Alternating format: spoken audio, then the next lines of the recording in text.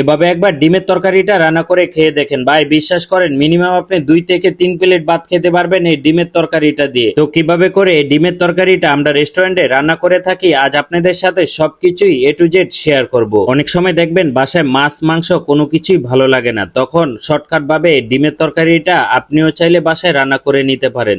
প্রথমে আমার এখানে 1 কেজি পরিমাণ আলু আছে, আলুগুলো ভালো করে ছিলে খুবই পাতলা পাতলা করে কেটে নিয়েছি। এখন আমি পেস্ট কেটে নিচ্ছি, পেস্টটা একদম পাতলা পাতলা করে কেটে নিব। আর অবশ্যই আপনারা চাইলে হালকা একটু পেস্টটা বাড়তিও দিতে পারেন।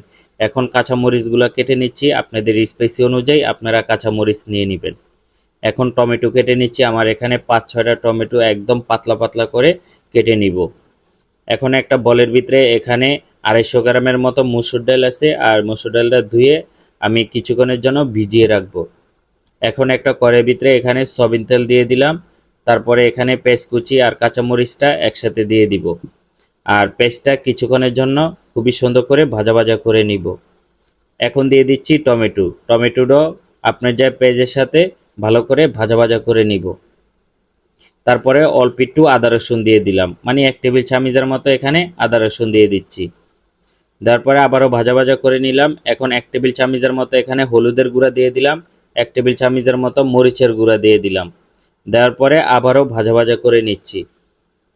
আপনারা মশলাটা খুবই সুন্দর করে ভাজা ভাজা করে নেওয়ার চেষ্টা করবেন। এখন 1/2 টেবিল চামচের মতো জিরার গুঁড়া দিলাম, 1/2 টেবিল চামচের মতো ধনিয়ার গুঁড়া দিলাম, 1 টেবিল চামচের মতো এখানে লবণ দিয়ে দিলাম। এখন অল্প একটু পানি দিয়ে এই মশলাটা খুবই সুন্দর করে কষায় নিব। এখন আলুগুলো কড়াইয়ের ভিতরে দিয়ে দিলাম। তারপরে এখন ডালটাও দিয়ে দিব একসাথ করে।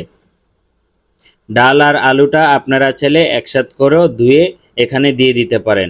তারপরে ডাল আর আলুটা আমি কিছুক্ষণের জন্য কষায় নিয়েছি। এখন দিয়ে দিব পানিটা আপনাদের পরিমাণ অনুযায়ী এখানে দিতে পারেন। আর পানিটা দেওয়ার সময় আপনারা বেশিও দিবেন না কমও দিবেন না। এখন ডিমটা খুবই সুন্দর করে আমি পোস্ট করে নিচ্ছি। আমার এখানে টোটাল 20টার পরিমাণ ডিম আমি এখানে পোস্ট করে নিব।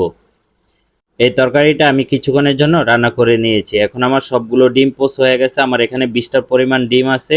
এখন উপরে দিয়ে খুবই সুন্দর করে আমি ডিমগুলো দিয়ে দিচ্ছি। দেখেন ডিমটা যখন ঝোল খাবে তখন এই ডিমটা খেতে কত যে সুস্বাদু হয়, কত লোভনীয় হয় ভাই, বিশ্বাস করেন এভাবে একবার আপনি রান্না করে খেয়ে দেখেন, খুবই মজা খুবই মজা। আমরা রেস্টুরেন্টে প্রায় সময় স্টাফরা এভাবে করে ডিম রান্না করে খেয়ে থাকি।